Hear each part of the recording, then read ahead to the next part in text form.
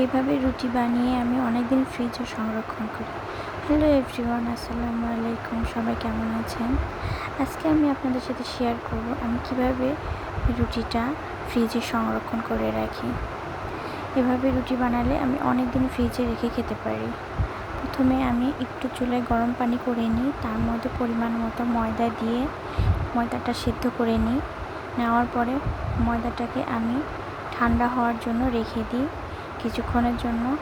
যখন ঠান্ডা হয়ে যায় আটাটা, তখন আমি এটাকে ম্যাশ করি। সামান্য করে পানি নিয়ে একটু একটু করে চেপে চেপে এটাকে ম্যাশ করে একটি সুন্দর আটার ডো তৈরি করে নিই। যেভাবে আমি তৈরি করে নিলাম। আমার রান্নাঘরের জায়গাটা অনেক কম, যার কারণে আমাকে ফ্লোরে বসে এভাবেই কাজ করতে হয়। আমার পুরোপুরি ডোটা তৈরি হয়ে গেলে আমি ছোট ছোট ছোট ছোট করে ভাগ করে নিই। যে কয়টা আর কি রুটি বানাবো সেই কয়টা ভাগে ভাগ করে নিই আমি। আপনাদের ইচ্ছে মতো আপনারা ভাগ করতে পারেন। আমি একটু বড় বড় করে রুটি বানাবো, যার কারণে আমি একটু বড় বড় করে ডো করে নিলাম। ছোট ছোট ডোটা একটু বড় করে নিলাম। আপনাদের খুশি মতো আপনারা করে নিতে পারেন। এভাবে যখন পিস পিস করে ডো করে নিব, তারপরে আমার রুটি বেলার প্রসেসিংয়ে চলে যাই আমি। এটা আমার শাশুড়ি মায়ের হাতের রুটি বেলনা। এটা অনেক আগের, তবে এটার মধ্যে অনেক স্মৃতি আছে। আমার এটাতে বেলতে খুব ভালো লাগে। আমার আরও নতুন একটা বেলনা আছে, তারপরেও আমি এটাতে বেলি। এভাবে আমি রুটিটাকে গোল করে নিয়ে একটা শেপ দিই, তারপরে হাত দিয়ে ঘুরিয়ে ঘুরিয়ে এটাকে সুন্দর করে গোল করে নিই। গোল করে নেওয়ার পরে সামান্য একটু আটা দিয়ে দিই। দিয়ে এবার আমি রুটিটাকে বেলবো। আপনারা চাইলে রুটি মেকারেও এটা করে নিতে পারেন। যাদের রুটি মেকার আছে তারা রুটি মেকারে করে নিতে পারেন। আমার রুটি মেকার নাই, যার কারণে আমাকে এই বেলনাতেই করতে হয় ডেলি ডেলি। এভাবে আমি রুটি বেলে নিই। জানি না কেমন হচ্ছে, তবে আমি চেষ্টা করেছি ভালো করার, যেন সুন্দর হয়, দেখতে ভালো লাগে, একটু গোল গোল রুটি হয়।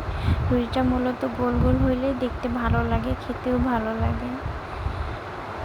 দেখতে সুন্দর যে জিনিসটা দেখতে সুন্দর হয়, সেটা আকর্ষণীয় হয়, সেটা খেতেও ভালো লাগে।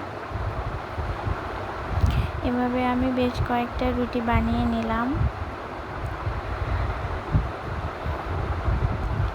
আমার বানানো প্রায় শেষের দিকে।